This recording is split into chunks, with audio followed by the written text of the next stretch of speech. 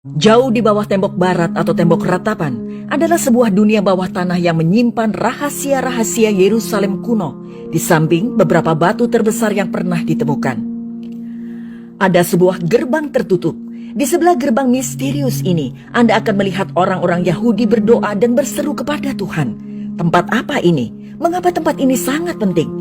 Nah, hari ini kita akan membicarakannya dan kita juga akan membicarakan rahasia-rahasia lain yang dapat ditemukan di terowongan tembok barat.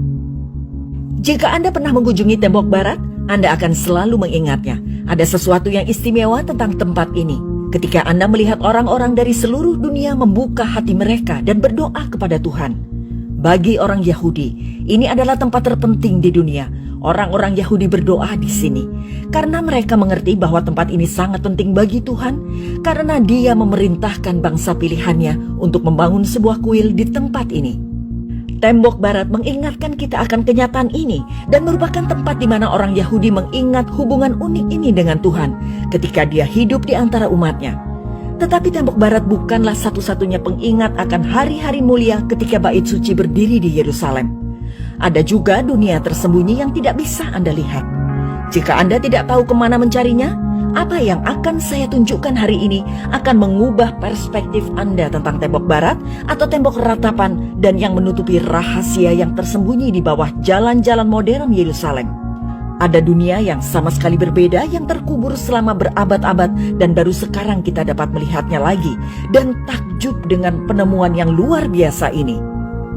Hari ini saya akan membawa Anda dalam perjalanan ke dunia misterius dan saya akan menunjukkan rahasianya. Jadi tidak semua orang tahu bahwa di sebelah tembok barat ada sinagoga yang sebenarnya. Anda dapat memasuki sinagoga dan melihat orang-orang Yahudi mempelajari Taurat dan berdoa. Begitu Anda memasuki sinagoga, Anda akan melihat bahwa itu ada di bawah lengkungan raksasa. Lengkungan ini dinamai oleh penjelajah terkenal Charles Wilson yang bekerja di Yerusalem selama abad sebelumnya. Sekarang, lengkungan ini mungkin berasal dari zaman Islam awal yang menghubungkan Bukit Bait Suci dengan kota bagian atas ke barat. Meskipun lengkungan itu berasal dari periode selanjutnya, tembok tempat lengkungan Wilson berada masih merupakan asli Herodian. Lengkungan ini adalah salah satu dari rangkaian lengkungan pertama yang membentuk sebuah jembatan untuk memunculkan lembah tiropan di bawahnya yang menghubungkan Bukit Bait Suci dengan kota atas tempat istana Hasmonean berada dan tempat sebagian besar keluarga imam tinggal. Oleh karena itu, jembatan ini juga dikenal sebagai jembatan para imam. Selain itu, jembatan tersebut menopang saluran air yang membawa air dari apa yang disebut kolam Salomo di dekat Bethlehem ke waduk besar di Bukit Bait Suci yang dikenal sebagai Great Sea. Jembatan ini terhubung ke salah satu gerbang di mana Anda dapat memasuki Bukit Bait Suci dari barat. Tetapi itu bukanlah gerbang terpenting yang akan kita bicarakan hari ini. Hari ini, di atas lengkungan Wilson Anda dapat melihat batu Herodes. Gambar menunjukkan lokasi di atas lengkungan Wilson hari ini. Tiang gerbang dari Gate of Chain atau gerbang rantai dibangun di atas dua batu besar. Ini mungkin sisa-sisa gerbang Herodian asli yang dibangun di atas lengkungan Wilson. Di sinagoga di sebelah tembok barat, Anda tentu saja dapat melihat tabut Taurat atau tabut kudus, Aron Kodesh yang indah, tempat menyimpan gulungan Taurat. Tabut adalah tempat tersuci di sinagoga. Tabut dibuka hanya pada saat doa khusus dan saat mengeluarkan Taurat untuk dibaca saat kebaktian doa. Jadi, tempat ini berfungsi sebagai sinagoga sebenarnya, tapi bukan sinagoga biasa karena letaknya di tempat yang sangat istimewa.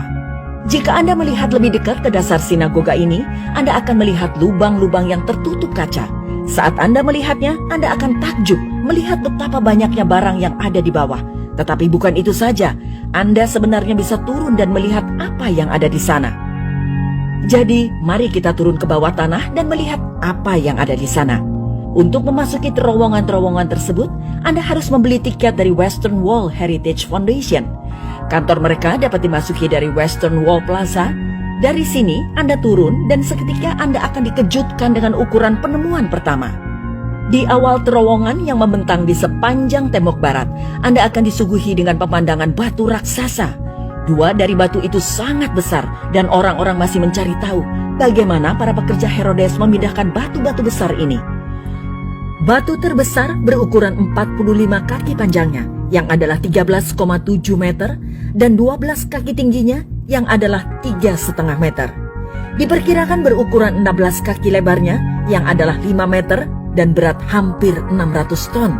Bisa dibayangkan beratnya yang hampir 600 ton ini sama dengan berat 200 ekor gajah. Ini sangat berat.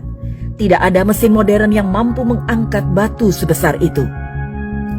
Orang-orang menduga bahwa Herodes menggunakan batu sebesar itu untuk membuat platform kuil lebih stabil, sehingga meskipun terjadi gempa bumi, batu-batu besar tersebut akan mencegah bangunan itu runtuh.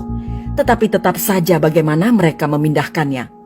Ada sekitar 12 jalur batu reguler di bawah balok batu besar ini, sebelum batuan dasar tercapai.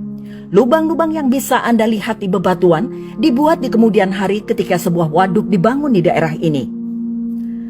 Batu-batu kecil yang diproyeksikan ditempatkan di lubang-lubang ini menahan permukaan plester dengan erat ke dinding. Hari ini, di atas batu besar terdapat batu yang lebih kecil yang berasal dari periode Umayyah. Tapi yang sangat menarik adalah bahwa di sebelah batu besar itu, Anda juga dapat melihat gerbang misterius yang tertutup rapat. Sekarang, ini diyakini sebagai gerbang Warren atau Warren's Gate. Gerbang Warren adalah yang paling utara di sisi barat tembok. Lengkungan di atas gerbang Warren berasal dari periode waktu kemudian, tetapi tiang pintunya pasti Herodian. Sekarang, ini adalah gerbang yang sangat penting ketika Bait Suci berdiri di Bukit Bait Suci. Sumber sejarawan menunjukkan bahwa gerbang Warren digunakan untuk membuat kayu dan bahan-bahan lain yang digunakan untuk korban. Hari ini juga Anda mengunjungi situs tersebut. Anda juga akan melihat orang-orang Yahudi berdoa di sebelah lokasi gerbang Warren. Ini adalah tempat yang penting, karena gerbang ini paling dekat dengan ruang Maha Kudus yang berada di Bukit Bait Suci. Gerbang Warren telah direkonstruksi dalam model ini menggunakan gerbang Parker sebagai paralel. Garis toko-toko kecil yang telah ditemukan di sepanjang tembok barat berlanjut terus ke selatan. Mungkin berlanjut di daerah ini.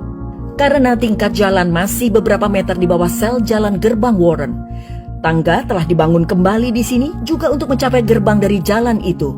Jadi izinkan saya berhenti di sini dan berkomentar bahwa gerbang ini sangat penting karena ini adalah yang paling dekat dengan lokasi ruang Maha Kudus.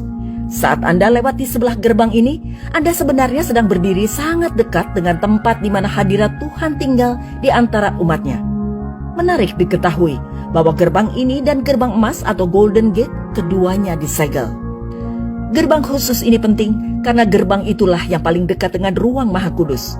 Gerbang emas itu penting karena itu adalah gerbang timur yang dengan melaluinya kemuliaan Allah akan kembali ke Yerusalem. Kita membaca tentang ini di kitab Yehezkiel. Betapa hari yang spektakuler ketika kedua gerbang itu akan terbuka dan hadirat Tuhan akan kembali hidup di Yerusalem. Tapi mari kita lanjutkan perjalanan kita. Saat Anda berjalan di sepanjang tembok barat menuju bagian utara Bukit Bait Suci, Anda akan lihat lebih banyak batu Herodian di jalan. Batu-batu itu dipotong dan disatukan di lokasi itu. Mereka disatukan tanpa perekat atau penjepit logam, namun sangat rapat, sehingga kadang-kadang bahkan tidak mungkin untuk meletakkan silet di antara batu-batu itu. Batu-batu tersebut diletakkan satu di atas yang lain dengan sedikit efek piramida, sehingga penonton tidak merasa seperti dinding itu akan roboh. Batu-batu itu berukuran kira-kira 1 inci atau 2,5 cm yang meredakan ketidaknyamanan psikologis akibat memandangi dinding monumental itu. Para arkeolog memperkirakan bahwa jika semua batu Herodian yang merupakan penggunaan sekunder di sekitar Yerusalem dikumpulkan bersama, hampir seluruh ketinggian tembok Bukit Bait Suci dapat dibangun kembali. Saat Anda terus berjalan, Anda akan tiba di Jalan Herodian. 65 kaki yang adalah 20 meter dari Jalan Herodian telah terlihat di ujung utara terowongan. Sisi atas memiliki balutan marginal tetapi masih memiliki permukaan yang kasar untuk mencegah terpeleset. Jalan berakhir pada titik ini seperti halnya semua tanda pemotongan batu yang terhubung dengan tembok barat. Jalan tidak pernah selesai di daerah ini karena permukaan batu besar yang tinggi yang tidak dapat disingkirkan oleh para pekerja. Tiang-tiang Herodian juga ditemukan di sepanjang sisi barat jalan. Tiang-tiang ini terdiri dari beberapa bagian dan memiliki kapital Doria yang khas dari struktur pemakaman yang terletak di sekitar Yerusalem pada periode Bait Suci kedua. Oke, jadi jalan dari zaman Herodes berakhir di sini.